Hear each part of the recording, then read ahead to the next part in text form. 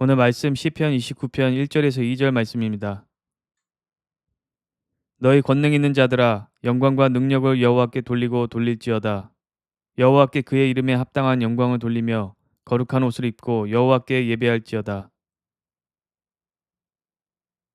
우리가 지난 시간 에스겔을 나누면서 보았던 것은 하나님께서 이스라엘에게 주시는 회복의 모습이 하나님의 영광과 임재가 성전에 임하고 예배가 회복되고 그분의 영광으로 세상과 사람이 새롭게 되고 질서와 풍요를 누리는 모습이었습니다.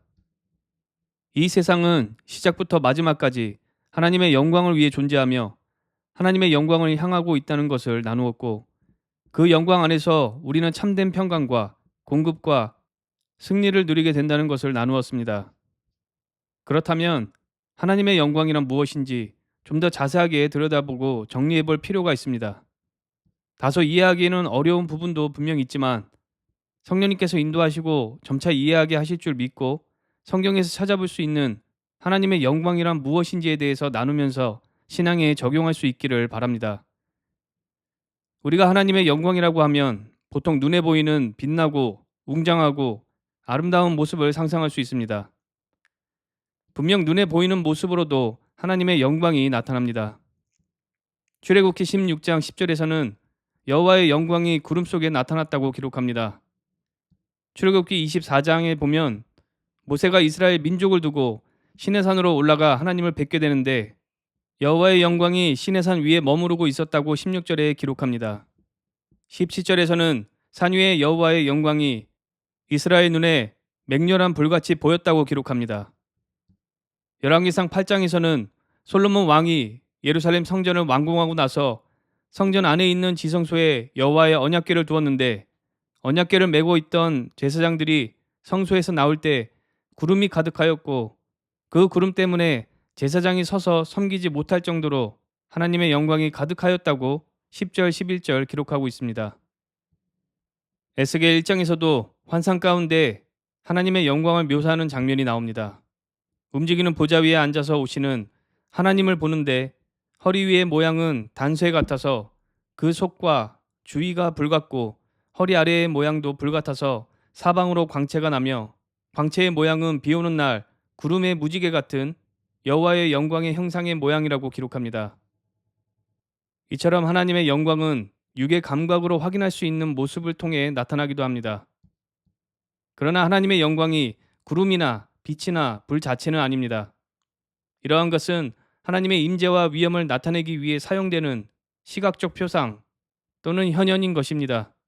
도구인 것입니다. 하나님은 영이시기 때문에 육신의 눈으로 볼 수 없고 또 그분을 보는 자는 죽게 되기 때문에 그분의 임재를 나타내기 위해서 여러 가지 모양을 통해서 나타내십니다.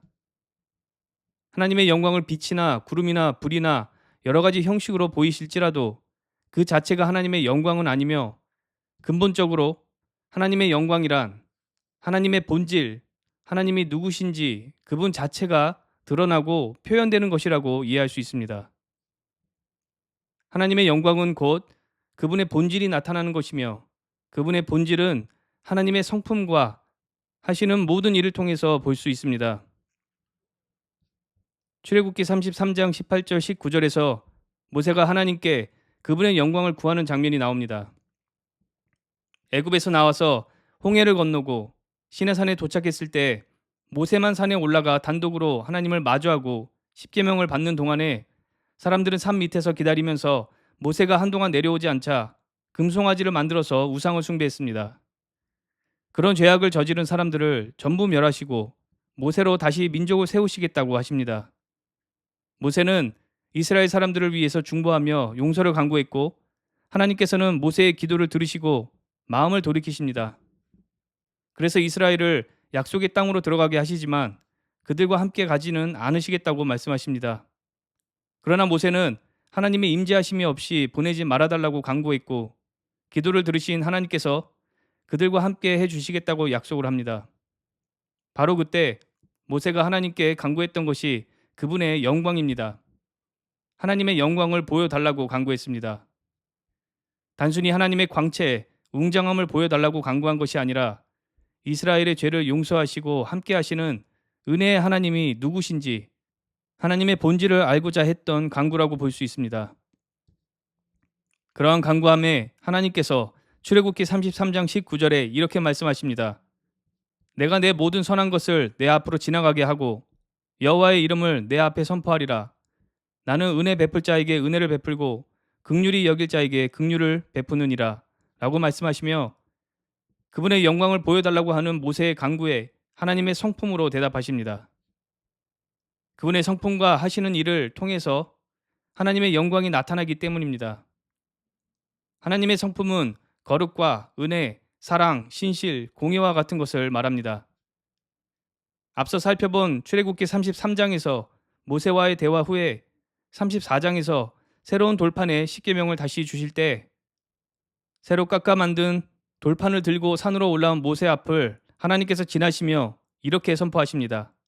여호와라 여호와라 자비롭고 은혜롭고 노하기를 더디하고 인자와 진실이 많은 하나님이라. 하나님의 영광은 하나님의 본질이 밝히 드러나는 것이고 그분이 누구신지 드러나는 것이기 때문에 그분의 성품이 드러날 때 영광이 임하는 것입니다. 또한 하나님의 영광은 일하심 속에서 발견됩니다. 하나님의 일하심을 생각하면 먼저 창조를 말할 수 있습니다. 하나님의 창조는 그분의 영광을 드러냅니다. 창조된 이 세상과 하나님의 영광을 말하는 말씀으로는 특히 시편이 두드러집니다. 그 중에서도 19편 1절은 이렇게 선포합니다. 하늘이 하나님의 영광을 선포하고 궁창이 그의 손으로 하신 일을 나타내는도다. 그야말로 하나님의 창조하심을 통해서 하나님의 영광이 드러나는 것을 정확하게 선포하고 있습니다. 또한 하나님의 일하심을 통해서 영광이 드러나는 것 중에 심판하심을 볼 수 있습니다. 이 세상을 다스리시고 공의로 심판하심 안에서 하나님의 영광이 나타나는 것을 성경을 통해 확인할 수 있습니다. 출애굽기 14장 4절 말씀을 보면 애굽 왕 바로를 심판하심으로써 영광 받으신다고 말씀하십니다. 하나님의 심판하심은 정의와 공의의 하나님이심을 드러내고 세상을 다스리시는 그분의 권위를 드러내기 때문에 심판하심에서 하나님의 영광이 나타날 수밖에 없습니다. 또한 하나님의 영광은 공급하심에서 나타나는 것을 볼 수 있습니다. 출애굽기 16장을 보면 이스라엘 민족이 애굽을 나오고 홍해를 건너는 기적과 구원을 경험했음에도 얼마 지나지 않아서 음식에 대한 불평과 원망을 하게 됩니다. 하나님께서 그들의 원망을 들으시고 만나를 주시게 되는데 처음 만나를 주시기 전에 하나님의 영광이 구름 속에 임재하심을 보게 하시고 만나를 약속하신 후에 내려주십니다. 하나님께서 공급하실 때 공급하시는 하나님의 성품과 일하심이 그분의 영광의 임재와 함께 나타난 것입니다. 또한 하나님의 일하심 중에는 구원이 있으며 하나님께서는 구원하시는 그분의 성품과 일을 통해서 영광을 드러내시고 받으십니다. 우리가 계속 나누었던 에스겔서 곳곳에서는 심판받은 이스라엘 민족을 회복하시겠다는 약속을 하시면서 그들에게 구원과 회복을 허락하시는 이유가 하나님의 이름을 위해서라고 말씀하십니다. 하나님의 영광을 위해서라는 말씀을 하시는 것입니다. 또 이사야서 44장 23절 말씀을 보면 하나님의 구원하심과 그분의 영광에 대해서 말씀하십니다. 23절을 보면 여호와께서 야곱을 구속하셨으니 이스라엘 중에 자기의 영광을 나타내실 것이미로다. 하나님의 구원하심 속에서 그분의 인자와 사랑과 은혜가 드러나고 그로 인해서 영광이 드러나는 것입니다. 이처럼 하나님의 성품과 일하심은 그분이 진정 어떤 분이신지를 드러내고 그분이 진정 어떤 분이신지 드러날 때 하나님의 영광이 드러나는 것입니다. 이러한 진리를 살펴보면 예수 그리스도께서 하나님의 영광을 완전하고 충만하게 계시한다는 것을 알 수 있습니다. 구약 시대의 하나님의 영광을 구름과 불과 빛과 같은 것을 통해서 보여주셨다면 신약 시대에는 하나님 되신 예수님께서 육체로 직접 오심으로써 하나님의 영광이 눈에 보이도록 하셨습니다. 요한복음 1장 14절에서 이것을 증거하고 있습니다. 14절에 말씀이 육신이 되어 우리 가운데 거하심에 우리가 그의 영광을 보니 아버지의 독생자의 영광이요 은혜와 진리가 충만하더라. 추상적으로 표현하는 구절이 아니라 실제로 예수님을 보는 것이 하나님의 영광을 본다는 것을 말씀하시는 것입니다. 불과 구름 같은 것은 하나님의 영광을 볼 수 있는 형태로 쓰이는 도구에 불과하지만 예수님은 육체가 되심으로써 하나님의 영광을 눈으로 보게 하셨을 뿐만 아니라 그 영광의 주인 되시는 하나님이십니다. 또한 영광이 계시되고 발견되는 하나님의 성품과 일하심은 이 땅에 오신 예수 그리스도 안에서 모두 발견될 수밖에 없습니다. 그분이 곧 하나님이시기 때문입니다. 거룩과 은혜, 사랑, 신실, 공의와 같은 하나님의 성품은 하나님이신 예수님의 성품이고 이 땅에 계시는 동안에 그러한 성품으로 사셨던 것을 우리는 말씀을 통해서 많이 보았습니다. 또한 예수 그리스도의 일하심은 하나님의 일하심이며 그것을 통해서 영광을 드러내십니다. 앞서서 살펴보았듯이 우리가 성경을 통해서 알 수 있는 하나님의 일하심은 창조부터 시작됩니다. 예수님은 이 세상을 창조하신 분이십니다. 요한복음 1장은 이러한 진리를 분명하게 전하고 있습니다. 예수님께서는 태초에 아버지와 함께 계셨고 말씀이시며 만물이 말씀으로 지음바 되었으니 지음받은 것 중 하나도 예수님이 없이 된 것이 없다고 기록합니다. 또한 하나님의 일하심에는 공의의 심판이 있으며 예수 그리스도는 심판하시고 다스리시는 분이십니다. 요한복음 5장 22절을 보면 아버지께서 아무도 심판하지 아니하시고 심판을 다 아들에게 맡기셨으니 라고 전하고 있습니다. 예수님께서는 오늘도 심판하시고 앞으로 오셔서 모든 사람과 역사를 심판하실 분이십니다. 또한 하나님의 일하심에는 공급이 있음을 보았습니다. 예수님은 공급하실 뿐만 아니라 공급의 근원 되시는 분이십니다. 오병이어의 기적을 통해서 육신의 필요를 잘 아시고 채워주시는 분이심을 보게 하셨고 또 참새를 돌보시고 꽃을 입히시는 하나님께서 하물며 사람을 당연히 돌보실 것을 말씀하시며 공급자의 권위로 아무것도 염려하지 말 것을 명령하셨습니다. 또한 예수님은 육신의 공급뿐만 아니라 더욱 근본적인 공급을 말씀하셨습니다. 요한복음 6장 35절을 보면 예수님께서 이르시되 나는 생명의 떡이니 내게 오는 자는 결코 줄이지 아니할 터이요 나를 믿는 자는 영원히 목마르지 아니하리라 라고 말씀하십니다. 육신의 필요보다도 더 중요하고 근본적인 영을 채우시고 공급하시는 분이십니다. 빌립보서 4장 19절은 공급하시는 하나님과 예수님과 그분의 영광에 관해서 전부 언급하고 있습니다.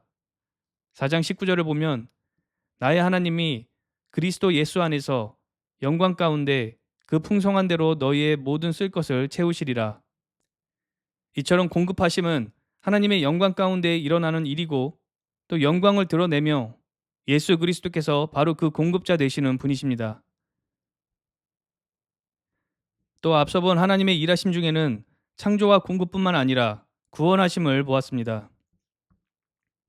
예수 그리스도는 구원 사역의 최정점인 십자가 구원을 위해서 이 땅에 육신으로 직접 오신 하나님이시며 몸소 죽으시고 부활하시고 그분을 믿는 자에게 구원과 영생과 하나님에게 자녀가 되는 권세를 주신 분이십니다. 이처럼 예수 그리스도는 하나님의 성품과 일하신 그 자체이며 하나님의 영광 그 자체입니다. 예수 그리스도를 보고 묵상하는 것은 곧 하나님 영광을 보고 묵상하는 것이라고 할 수 있습니다. 하나님이신 예수님의 성품과 하시는 일은 그분의 영광을 드러내기 때문입니다. 또 우리가 그것을 제대로 알고 인정하고 고백할 때 예수님께 영광 돌리는 것입니다. 우리가 하나님께 영광 돌리고 경배하는 것은 그분께 영광을 더해드리는 것이 아니라 그야말로 그분이 누구시고 어떤 일을 하시는지 있는 그대로를 인정하고 고백하는 것이고 그럴 때 하나님께서 이미 그분의 영광을 받으시는 것입니다. 그렇다면 우리가 하나님께 영광을 돌리지 않고 다른 존재의 영광을 돌리는 행위가 얼마나 잘못된 것인지도 알 수 있습니다. 그분에게 없던 영광을 더해드리는 것이 아니라 본래 그분의 영광을 성품과 하시는 일을 통해 발견하고 제대로 고백하는 것인데 만약 다른 존재에게 영광을 돌리게 된다면 하나님의 성품이나 하시는 일 뿐만 아니라 하나님의 본질, 신의 본질까지 다른 존재에게 속한 것으로 여기고 숭배하는 가장 악한 죄를 범하는 것입니다. 그런 최악의 범죄가 태초부터 지금까지 수없이 자행되고 있습니다. 오늘날 문화는 무엇을 매우 잘하거나 타고나서 특출난 사람에게 무언가의 신이라고 부릅니다. 해외에서도 마찬가지입니다. 많은 사람들이 유머 정도로 넘길 수 있다고 여기지만 영적으로는 결코 가벼운 유머가 아니라는 것을 성도만큼은 꼭 알아야 합니다. 이런 문화는 오래전부터 위대하다고 여겨지는 인물이나 자연 속 무언가를 신이라 부르고 숭배했던 행위와 똑같은 일이기 때문에 아무리 가벼운 농담이라 할지라도 성도만큼은 그런 말을 피해야 합니다. 우상 숭배는 오직 완전하신 하나님께만 합당한 영광을 다른 존재에 가져다가 붙이는 것과 같습니다. 다른 존재를 하나님처럼 위대하고 아름답다고 여기고 공급으로 여기고 구원으로 여기고 생명으로 여기는 것입니다. 사람이나 문화, 문명이 아무리 발전하고 훌륭할지라도 그 모든 활동을 할 수 있는 지적, 신체적 능력과 창의력과 같은 것은 하나님께서 주신 것들일 뿐입니다. 또한 그런 활동을 할 수 있는 공간과 시간도 하나님께서 허락하신 것일 뿐입니다. 그렇기 때문에 사람과 국가와 기술과 문화가 뛰어나도 그것들은 공급자나 구원자가 될 수 없고 하나님처럼 완전할 수 없는 존재들입니다.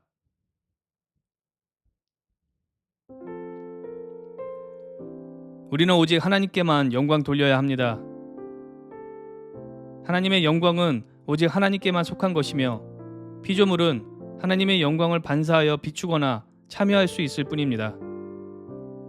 이사야 42장 8절 말씀에 하나님께서 이렇게 말씀하십니다. 나는 여호와이니 이는 내 이름이라. 나는 내 영광을 다른 자에게 내 찬송을 우상에게 주지 아니하리라.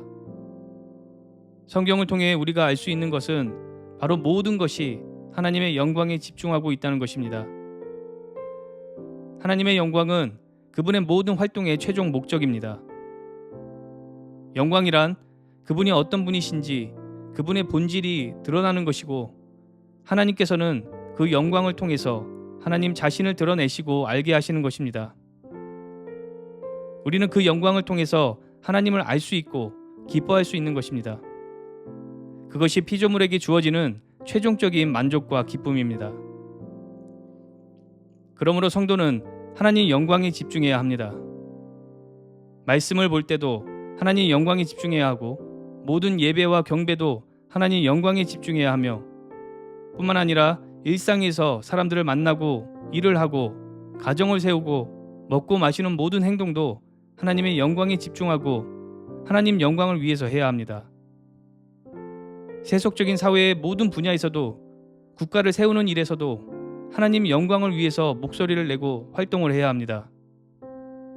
우리의 삶은 하나님의 영광과 분리되어서 존재하는 것이 아니라 하나님 영광을 위해서 존재하고 활동하는 것입니다. 우리는 하나님의 영광을 위해서 창조되었고 영광을 위해서 구원받았기 때문입니다. 하나님의 영광을 추상적 개념으로만 이해하는 것이 아니라 실제적인 것으로 다가오고 이해하기 위해서 말씀을 묵상하고 기도하며 성령님의 인도하심을 받아야 합니다. 하나님께서는 자신의 성품에 맞게 일하셔서 영광을 받으시고 동시에 그러한 일들을 통해서 그분이 누구신지를 드러내시며 의도적으로 영광을 나타내신다는 그 진리를 기억하시기 바랍니다. 항상 하나님의 영광을 묵상하고 인생의 목표로 삼고 사는 귀한 성도들 되시기를 바랍니다. 기도하시겠습니다. 하나님 아버지, 오늘 말씀을 통해서 하나님의 영광에 대한 이해가 더 깊어지게 하시고 창조하시고 구원하신 목적에 맞게 무얼 하든 하나님 영광을 위해 하는 성도 될 수 있도록 인도하여 주시옵소서. 우리에게 하나님의 영광을 보고 느끼고 참여할 수 있는 놀라운 은혜의 시간이 있도록 인도하여 주시옵소서. 예수님의 이름으로 기도했습니다. 아멘.